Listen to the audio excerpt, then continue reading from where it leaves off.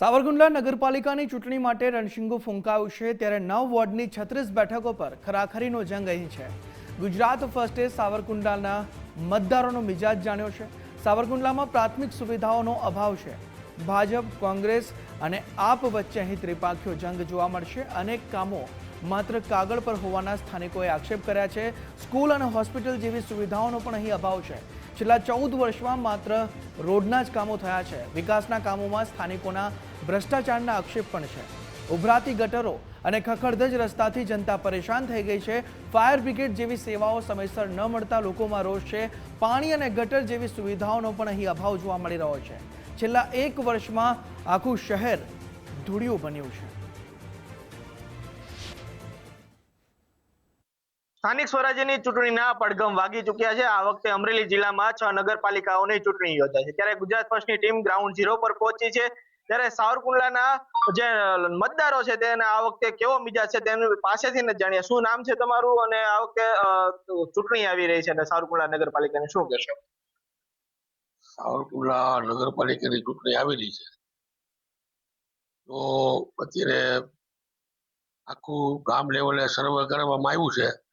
એની અંદર તાજામાં તાજું કોંગ્રેસનું અમને દેખાઈ રહ્યું છે। રસ્તેમાં તમને સાહેબ બધા લોકોને ખબર જ છે સાવરકુંડલાની અંદર આ લોકો ધારાસભ્ય ખોટી મોટી વાતો કરીને નીકળી જાય કે મેં 335 રોડ બનાવ્યા છે। કાગળ ઉપર કદાચ બનાવ્યા છે, અમે જાણ્યું છે બને છે કાગળ ઉપર। વોર્ડ નંબર 2 ની અંદર, વોર્ડ નંબર 4 ની અંદર, વોર્ડ નંબર 1 ની અંદર માત્ર ને માત્ર કાગળ ઉપર આ લોકો રોડ બનાવ્યા છે। માત્ર કોઈ વિકાસનું કામ શું નથી।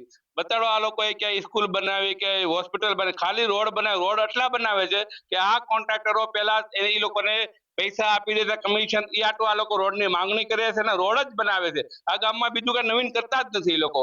પહેલા હું તમને એમ કહું, સાવરકુંડલાની મૂળભૂત સમસ્યા પાણી, ગટર, લાઇટ અને ગંદકી અને બેરોજગારી છે। સાવરકુંડલામાં છેલ્લા 5 વર્ષથી ભાજપનું શાસન હોય, દિવાલના રોડ હોય, દિવાલના કામ હોય કે પછી ટાંકીઓના કામ હોય કે પછી રોડના કામ, દરેક કામમાં ભ્રષ્ટાચાર છે। લોકો ત્રાહિમામ કરી ગયા છે। લોકોની રોજીરોટી છીનવાઈ રહી છે। લોકોની આમદની છીનવાઈ રહી છે। છેલ્લા 70 વર્ષથી લોકો જે જગ્યા પર પોતાની રોજીરોટી કમાય છે એ જગ્યાને અત્યારે એને તોડી પાડવાની એક વાત ચાલી રહી છે। કેવું પરિવર્તન ઈચ્છી રહ્યા છે? સાવરકુંડલાની પ્રજા પરિવર્તનનો મન બનાવી ચૂકી છે।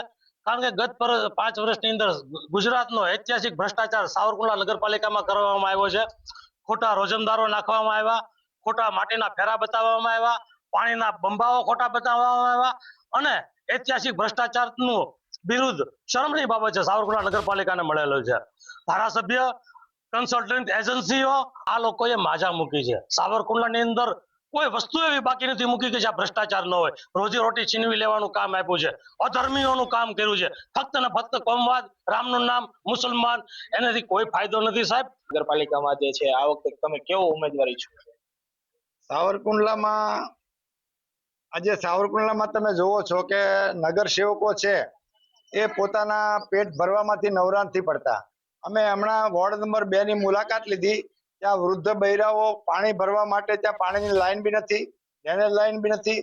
અમે આજે હું જ્યાં રહું છું, જે માલધારી ચોક ગણાય, વોર્ડ નંબર 9 છે, ત્યાં કોઈ સુવિધાઓ નથી। આજે મોટા મોટા ઉદ્યોગપતિ હોય, મોટા મોટા ધનાઢ્ય માણસો હોય, ત્યાં રોડ બને છે, પાકા રોડ બને છે।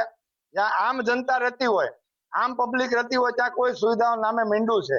હાલ નગરપાલિકામાં કેવી પ્રકારની સુવિધાઓ છે શું કહેશો? સાવરકુંડલા નગરપાલિકામાં પ્રાથમિક સુવિધાના નામે જે ઝીરો છે। તમે અચાનક આગ લાગે તો ફાયરની સુવિધા પણ નહોતી। ટેન્ડરો હાલ પ્રસિદ્ધ થયા। 5 વર્ષથી સાવરકુંડલાની અંદર પુષ્કળ આગના બનાવો બન્યા, વ્યાપક પ્રમાણમાં જાનમાલને નુકસાન થયું, પરંતુ બચાવવા વાળું કોઈ નહોતું। આપ જો ભંગારની હાલતમાં વાહનો પડ્યા છે। અમદાવાદની મણિયાર એજન્સી સાથે કોન્ટ્રાક્ટ રાખી ટકાવારી લઈ અને ત્યાંથી મણિયારમાંથી વાહનો લેવામાં આવે છે। તમે નવા ઉમેદવાર પાસે શું અપેક્ષાઓ રાખો છો? બસ નવા ઉમેદવાર આવે, અમે એવી ઈચ્છા છે કે સાવરકુંડલાને સ્વચ્છ બનાવે। પાણી, ગટર લાઈનમાં જે આ લોકો અત્યારે મહા મુસીબતની અંદર અત્યારે લોકોએ દિવસો કાઢ્યા છે, તો હવે નવા ઉમેદવારો જે આવે આ લોકોનું જે છે એ બધું વ્યવસ્થિત કરીને આપે ને આઉટેક લોકો ભરે છે, કરવેરો ભરે છે, તો તો છતાં આ લોકોને અત્યાર સુધી મેળવું નથી. અમારી માંગણી એવી છે કે જે નવા ઉમેદવારો આવે ને આ લોકોને બધી રોડ રસ્તાની સુવિધાઓ આપે. તે હવે ખરા અર્થમાં જે છે નવા ઉમેદવારો છે તે લોકોનો પ્રશ્નનું નિરાકરણ લાવશે કે નહીં તે હવે આવનારો સમય જ બતાવશે. હપ્તા ન લે એવા દૈનિક ઉમેદવારો સોઈટા, આવે. ગુજરાત ફર્સ્ટ, અમરેલી. હપ્તા ન લે, હપ્તા. તો હાલ બસ આટલું જ. વધુ સમાચારો માટે આપ જોતા રહો ગુજરાત ફર્સ્ટ. નમસ્કાર.